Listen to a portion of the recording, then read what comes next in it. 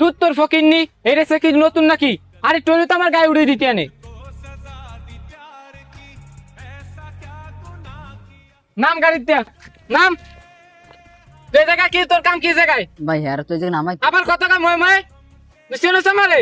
ভাই আপনি যে টাকা পয়সার অহংকার দেখাচ্ছেন এটা কোনো ঠিক না। আপনি এমনকি মুহূর্তের মধ্যে গরিবও হয়ে যেতে পারেন। আল্লাহ চাইলে সবই পারে। তুই কি কইলি? আমার সয় সম্পত্তি শেষ হয়ে যাবে? হ্যাঁ, আমার যে সয় সম্পত্তি আছে তো গোনান হাজার হাজার গরিব আমি কি করতে পারি, চালাইতে পারি, বুঝছ নাই?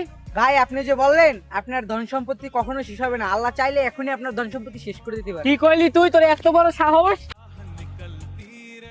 ভাই আপনি জানেন আমার 5-6 কোটি টাকার একটা প্রজেক্ট চলতে আছে, তার মধ্যে আবার গাড়িটা আমার গায়ে উড়িয়ে দেওয়া ধরছিল। এমনি তো ওই চিন্তা আমার রাতে ঘুমায় না, আর একটু হইলেই তো আমার গায়ে উঠিয়ে দিত। তাইলে এখন আমার কত বড় একটা ক্ষতি হয়ে যেত আপনি বলেন।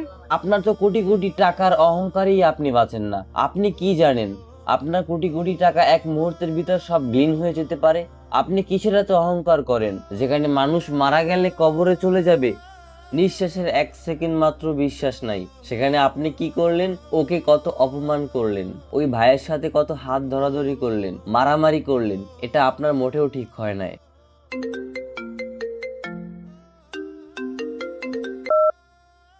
হ্যাঁ বল, কি হয়েছে? প্রজেক্টটার কি অবস্থা? স্যার, প্রজেক্ট নষ্ট হয়ে গেছে। কি? অতিরিক্ত কেমিক্যাল ব্যবহার করার কারণে প্রজেক্ট বিস্ফোরণ করেছে।